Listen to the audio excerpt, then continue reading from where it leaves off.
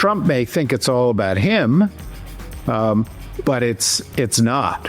His response, however, is like a little high school kid feeling isolated and is coming up with his own True Social Burn book, like in Mean Girls.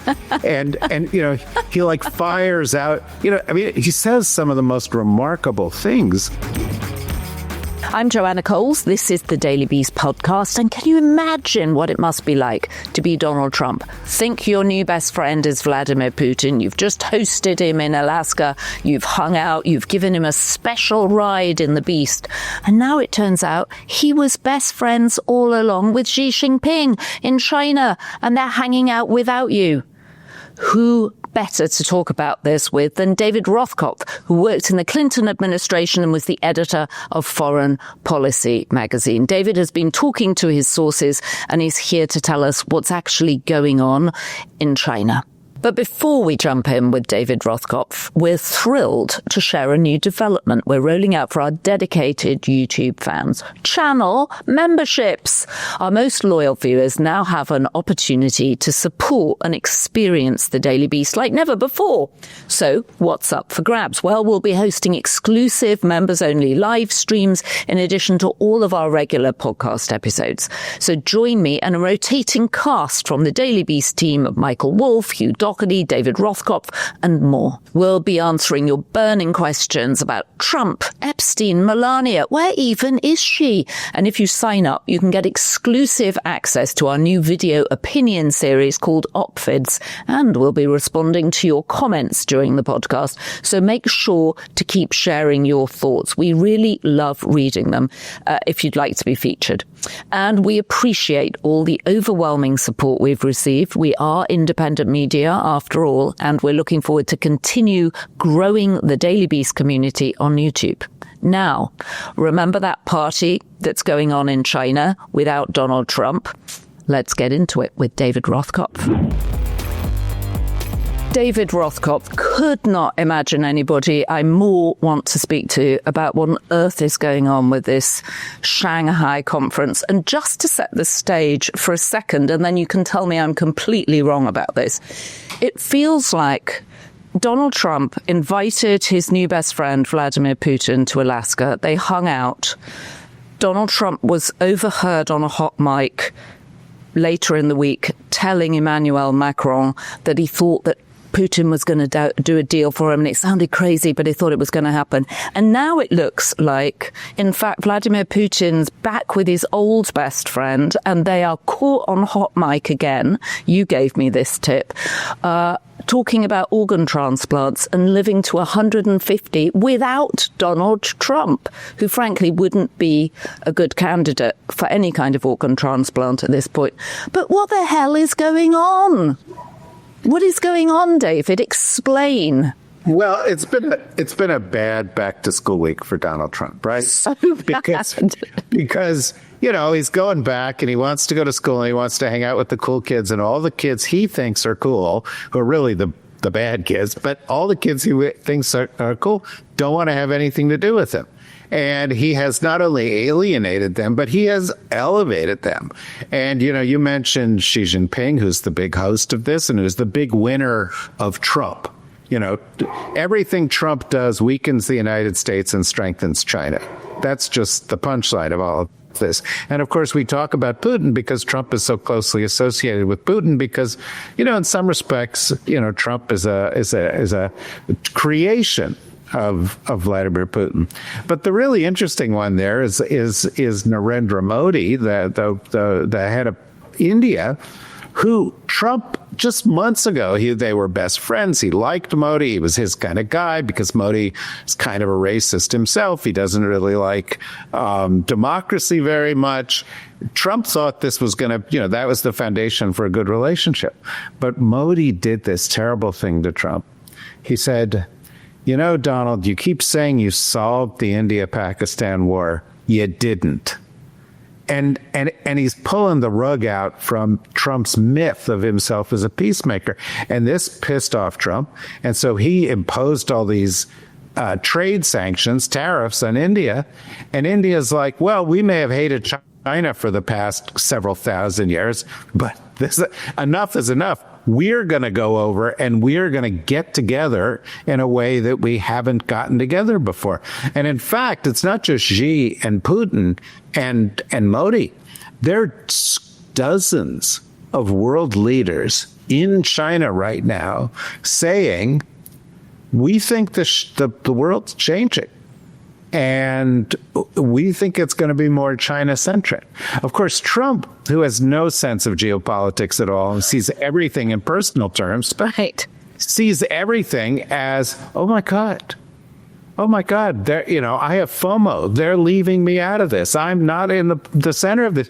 I said I loved Kim Jong-un, but he doesn't love me back. I said I love Vladimir Putin, but he doesn't love me back. I did all this stuff for China, and I am sure this is crushing for Trump. Now, none of that matters, because what really matters is China is on the rise and we're on the decline. By the way, one last thing on this. Can you imagine what it was like for Donald Trump to look at the military parade that took place in China yesterday? After, he had squeaky tanks going by him in Washington. He had the worst military parade in history on his birthday. And all of a sudden, China puts on a display like we have not seen in decades in the world of advanced technology, armies marching in step, perfect uniforms. It was like muscle flexing. And Donald is sitting there going, how do I get in with the good kids again? I mean, and they're talking about, we're going to live forever. Well, the headlines in the United States are, is the president even alive anymore? I mean, it's really... Well, it's something. You said that it was a bad back-to-school week, and this really does feel like high school all over again for men in their 70s and 80s. And, of course, there was the Truth Social post that Donald Trump put out saying, I hope you're all having a really good time while you're conspiring against the United States. And you're like, oh, my goodness, how have we got to this point? I mean, there are so many questions I have for you. Not least, you talk about other world leaders, putting their heads up, sniffing the air and realizing that America may not have their back anymore. And so they at least have to start talking to China.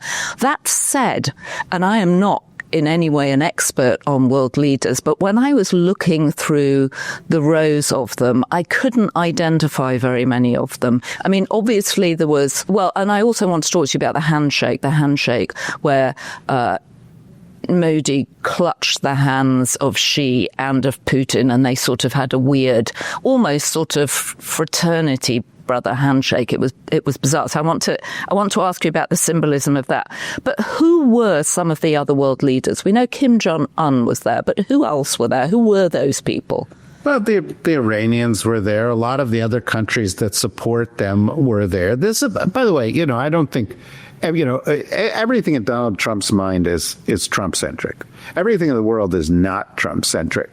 The rise of these big emerging powers has been going on since I was in the Clinton administration in the 90s. In fact, I led something called the Big Emerging Markets Initiative. And then a couple of years later, a guy at Goldman Sachs came up with this idea called the BRICS, right, which was Brazil, Russia, India, China, and South Africa.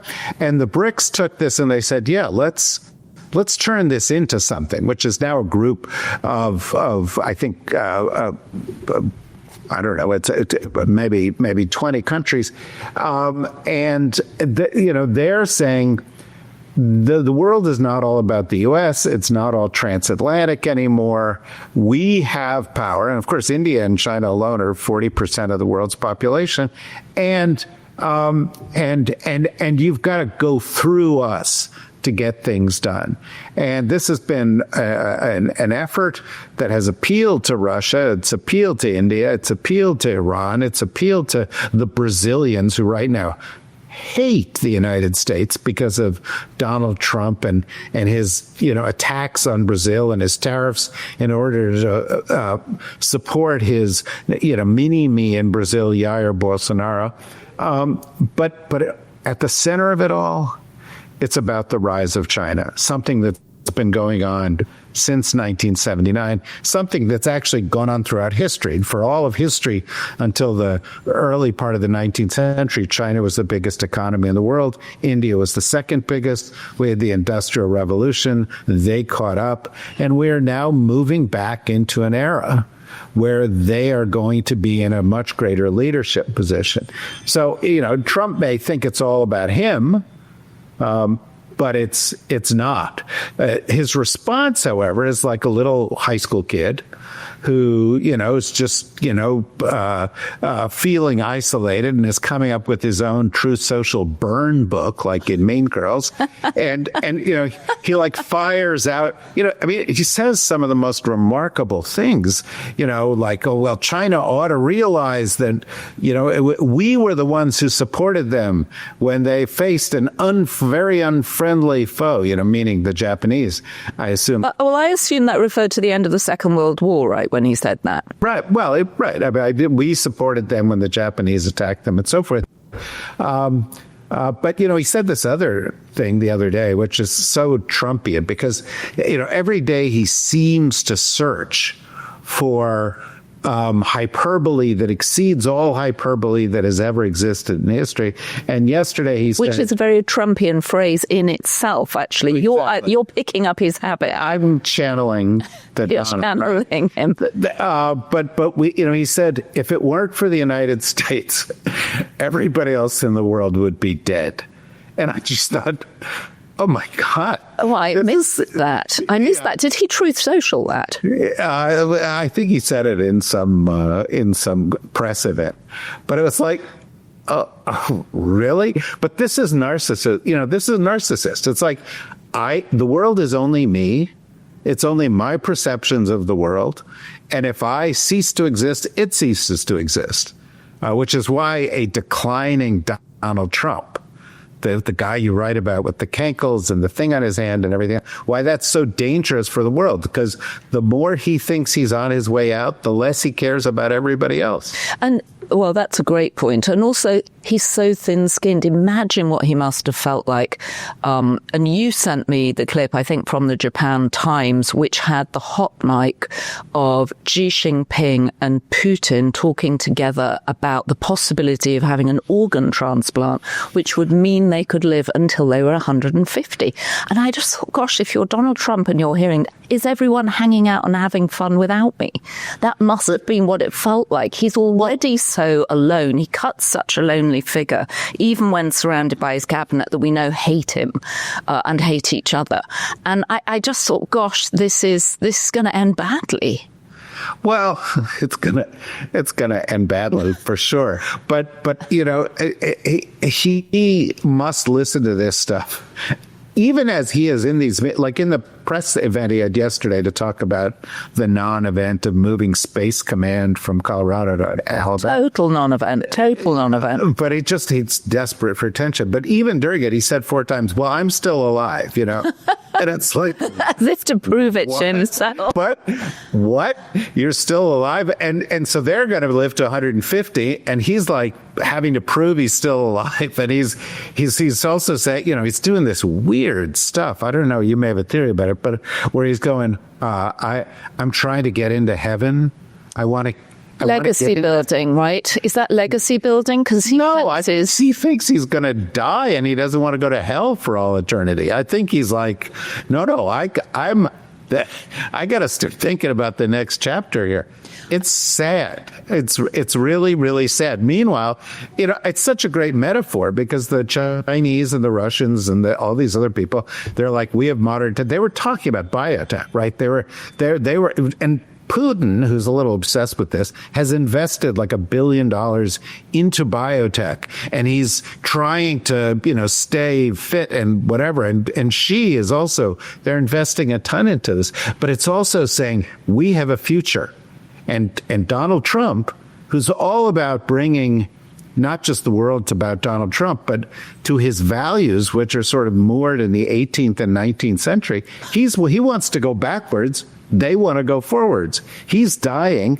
They want to live forever. He's got less and less power. They have more and more power. It's the contrast that, as in the middle of this thing is huge.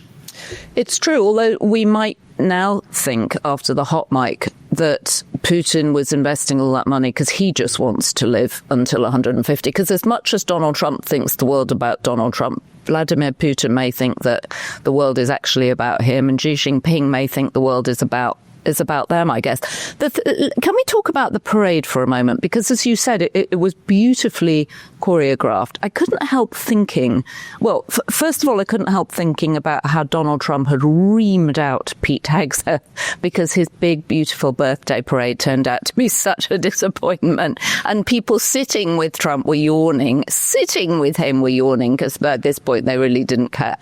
And the army, what Donald Trump, I think, doesn't realize is the army, is run by consultants now, and they want to be friendly and smiling. They want people to go into the army for a career path, not sort of look intimidating and be goose-stepping round the park in D.C. But I did think also that all the machinery looked fantastically new and shiny, and all the uniforms did too. And you thought, well, this isn't a country that's actually been to war for a long, long time, unlike the American army, which has been dispatching soldiers right, left and centre since the Second World War. I mean, I don't think China's been to war since Korea, right?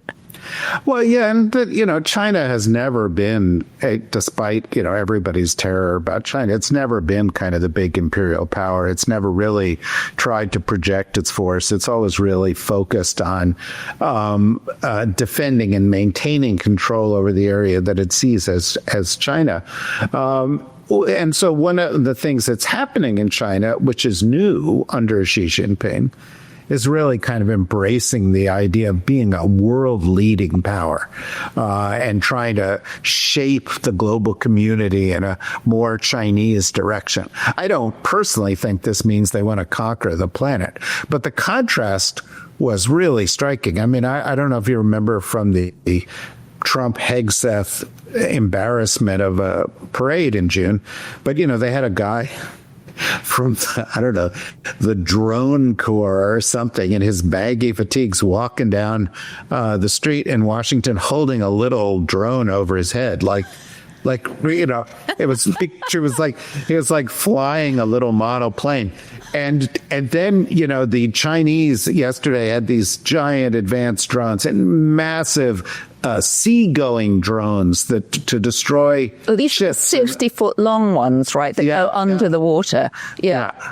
And they have a lot of tech. Now, there's going to be a whole bunch of people in Washington who are like, well, the Chinese don't really have this and they don't really have that. They are way ahead of wherever they were. They're in the middle of the single biggest ramping up of nuclear power that we've seen since the U.S. and Russia were in an arms race in the 50s and 60s. They are planning to try to get to 1,000 nuclear warheads. They're still way, way behind the U.S. and Russia on that. But they've built now, I think, two aircraft carriers. They didn't have that before. They're building a blue water navy. They didn't have that before. And Xi's message was, you can't bully us. You can't intimidate us. And I think that message came through loud and clear. Meanwhile, the United States is run by, this desiccated old felon, sex trafficker, racist. And he's got his military being run by a drunken frat boy idiot who can't even organize a parade. It's sad. It is a bit sad, isn't it? I mean, it's hard not to laugh at it, and it's hard not to laugh at it in terms of just the personalities involved and the way that Trump appears to be regularly maneuvered, or regularly outmaneuvered, I should say, by this axis of upheaval. Last time we were talking, you poured scorn on something that Donald Trump had said, which is that Xi Jinping had said to him that he wouldn't invade Taiwan while Donald Trump was president. Did you think that was there any flexing directly over Taiwan yesterday, did you think? Well, I mean, look, the one conflict that most people assume that China is preparing for is one that has to do with Taiwan, although I still think it's kind of 50-50 about, how Taiwan returns to China. Not if, by the way, I think it'll happen eventually. But Xi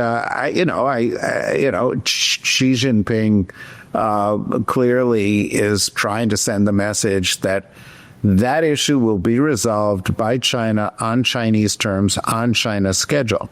I frankly think Trump's okay with that. I don't think Trump really gives a shit about Taiwan. And I don't think he gives a shit about any place except for Trump in the White House, maybe his ballroom, maybe his paved over rose garden, where he seems to be very concerned this past weekend that a contractor scraped the limestone in his rose garden. This is what he's devoting himself to. And the contrast between Xi Jinping standing there saying, look at what we have built here in China, and Trump on True Social going, and then this contractor scraped the rose garden pavement, and we have to have the whole thing repaved. But I'm on it, folks. I assumed that he'd noticed a nick in the limestone, and that this was simply a way of getting out of paying the contractor, which felt like typical Trump behavior. Look, Trump is a cheeseball developer from Queens, New York. That is all he is. That is all he will ever be. And when he looks at things, he looks at it and says, how can I put my stamp on that? And ideally in big gold letters. And he has terrible taste. He took the elegant rose garden and he paved it over. He wants to put the ballroom of the Borgata on the White House, which it certainly does not need. But he does this with everything. There was a memo last week that came out from the State Department that said they are talking about how do you get all the Gazans to leave Gaza so that they can proceed with this plan to turn it into a resort. Which Trump has called the Gaza Riviera. And it's like, you can't make it up. It is the worst dark comedy in the world. Here's a site of a Holocaust, of a genocide, where the world's genocide scholars just voted last week and said, yeah, this is a genocide. And Trump's like, yeah, you know what? That would be good. Let's put casinos. Let's have a buffet. You have famine. And he's like, I can only imagine the buffet line at the Trump Casino Gaza. It's almost too bad taste to laugh about it. And meanwhile, this behavior gives China an open door to change the world order. Well, look, China is a deeply flawed country, and Xi Jinping is a authoritarian leader of the worst sort, and there's all sorts of oppression going on there. But I don't think we should take a view of it that is black and white. The reality is China is leading the way on lots of kinds of technology, from environmental technology to AI technology, to some AI technologies, to some biotechnologies. The economy is vibrant. It is growing. Most Americans would go to a Chinese city right now and they would go, oh my God, this is the future. There's holograms, there's apps, people don't use money. I'm not saying it's paradise. Deeply flawed. People are in prison camps. This is a terrible place in some respects. But this country is growing, and it's about tomorrow. And the United States has lost the plot. We're trying to turn back time. We're trying to get rid of voting rights, and we're trying to get rid of immigrants who drove it, and we're trying to push away the smartest people in the world and say, don't come study at our schools. And we're shutting down scientific research, and we've got people in charge of our health agencies who don't actually believe in the medical science of the 18th century. And we've got people in charge of our environmental agencies who don't actually believe in the science that every scientist in the world believes in. So we're going backwards fast, and they're moving forward, and the world is looking at it going, which do I want to be associated with going forward? David, I did notice And I guess this is because she was hosting the conference, that he wasn't in Western suit and tie as you normally was. We've sort of gotten used to seeing him. He was actually wearing a more sort of Chinese jacket with a round collar. Well, it evoked Mao, and I think for the Chinese people who are watching, that was intentional. Xi has been in this sort of years-long process of elevating himself above all Chinese leaders except Mao, to be sort of seen as a special level, a leader for life. And I think this evoked that. But of course, this was a big nationalist spectacle, and dressing in a more Chinese way, a way more associated with China over the recent decades, I think sends a message that he is not catering, he's not tailoring himself to Western images, literally. He is embodying Chinese identity as it exists right now. So, I think it's stagecraft. And when you see them all talking together, like Modi and Kim Jong-un and Vladimir Putin and Xi Jinping, what language are they speaking? Do they have one common language? No, they don't. Mostly they speak through translators. And I mean, if you look at the images, there's always a guy leaning in with Putin, or leaning in with Xi Jinping and the others. They may speak some bits and pieces, fragments of their own of Chinese or Russian, as many of them have been schooled in that. But almost all of this is through translators, and that also helps them sort of control what's being said and keeping it on script. So, David Rothkopf, you've just laid out the Democrats' case for them. Where are they? Where are they? Who should we be paying attention to? Good question. It's certainly not Hakeem Jeffries, who over the weekend said, well, we have to, you want to improve housing. Let's work together on that, Donald. As if Donald Trump will ever work together with Hakeem Jeffries. Well, he's also working on housing in Gaza, right? He wants to put in luxury condos. He's got Donald Trump Jr. and Eric going around the world with a tin cup saying, you want a little good action with the U.S.? Put your Bitcoin right here, buddy. And the New York Times yesterday said, what did they make? $5.1 billion? Yep. Yeah, in 8 months, the greatest shakedown, corrupt act in the history of probably of all corrupt acts so far, although Putin may have something going on the side that's bigger than that. But, this is a administration that is all about solving the monetary ambitions of the president, and not anything about the country. We're about to have RFK Jr.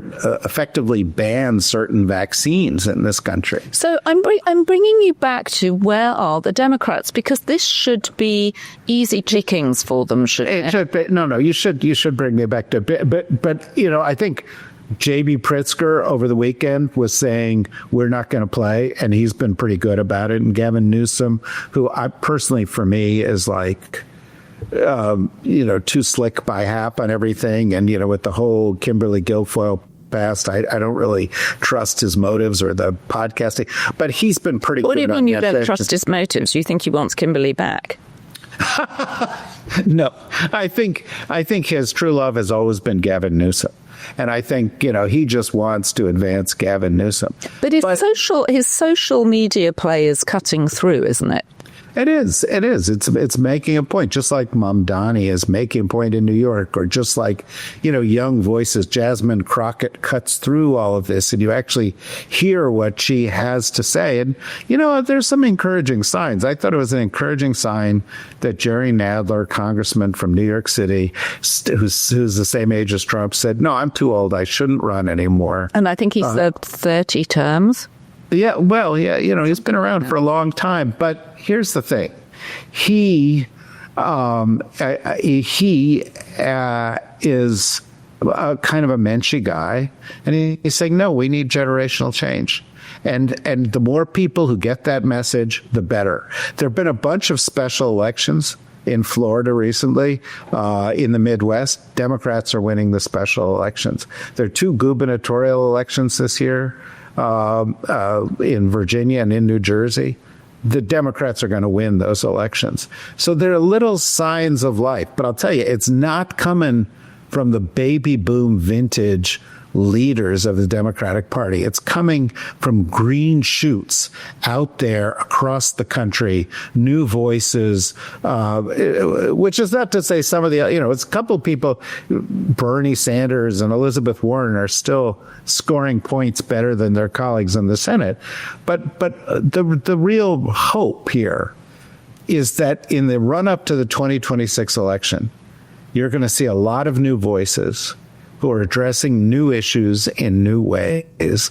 And that's why I don't put much stock in this, well, the Democratic brand is dead. Nobody votes for a brand. They vote for people.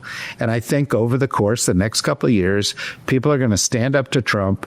They're going to message better than Trump. And people are going to say, yeah, I'll take some more of that.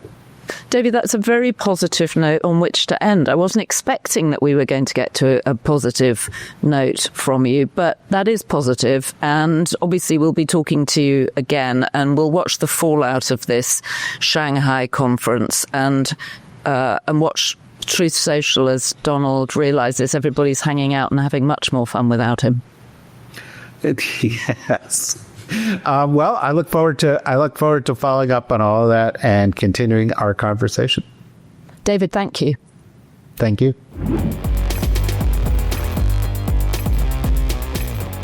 So there you have it. Donald Trump thinks only about himself and about his impact. And as David Rothkopf says, and has said before, Donald Trump really thinks that foreign relations, international relations, is really about his relationships with other world leaders, and that's the only thing that matters. Well, let's see if he's right. At least Europe is paying a little bit more for its own security. But what you saw in China this week was the development of a new world order.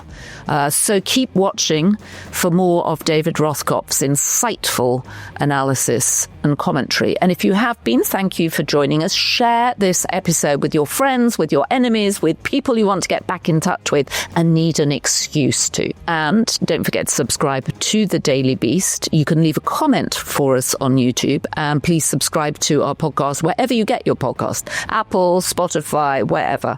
And don't forget, as our First Lady, wherever she may be, would have us, be beast. And thank you to our production team, Devon Rogerino, Anna von Urson, and our editor, Jesse Millward.